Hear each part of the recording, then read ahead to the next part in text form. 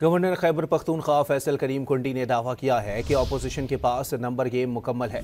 Opposition जब चाहे अदम एतमाद की तहरीक ला सकती है। आज़ाद अरकान अपोजिशन का साथ देंगे।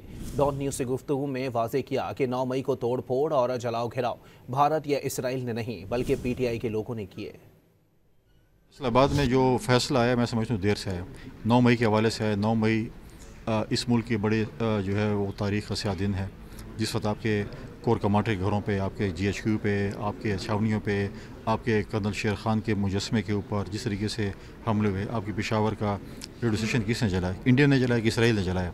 इन्हीं लोगों ने जलाया। देखिए, अगर लोग नाअहल होंगे, इलेक्शन कमीशन इलेक्शन करवाएगा, उसके बाद जो जीतेगा उसके बाद ही पोजीशन पता चलेगी।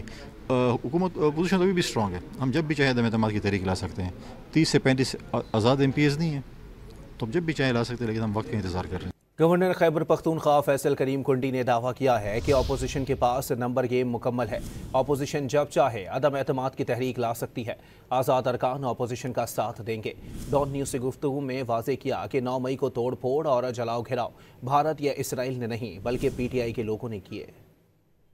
इस्लामाबाद में जो फैसला आया मैं समझता हूँ देर से आया, 9 मई के हवाले से आया। 9 मई इस मुल्क की बड़े जो है वो तारीख़ का स्याह दिन है, जिस वक्त आपके कोर कमांडर के घरों पे, आपके GHQ पे, आपके छावनियों पे, आपके कर्नल शेर खान के मुजस्मे के ऊपर जिस तरीके से हमले हुए, आपकी पेशावर का रेडियो स्टेशन किसने जलाया? इंडिया ने जलाया कि इसराइल ने जलाया? इन्हीं लोगों ने जलाया। देखिए, अगर लोग नाअहल होंगे, इलेक्शन कमीशन इलेक्शन करवाएगा, उसके बाद जो जीतेगा उसके बाद ही पोजीशन पता चलेगी। हुकूमत पोजीशन अभी भी स्ट्रॉन्ग है। हम जब भी चाहे अदम एतमाद की तहरीक ला सकते हैं। 30 से 35 आज़ाद MPs नहीं है, तो हम जब भी चाहे ला सकते हैं, लेकिन हम वक्त का इंतज़ार कर रहे हैं।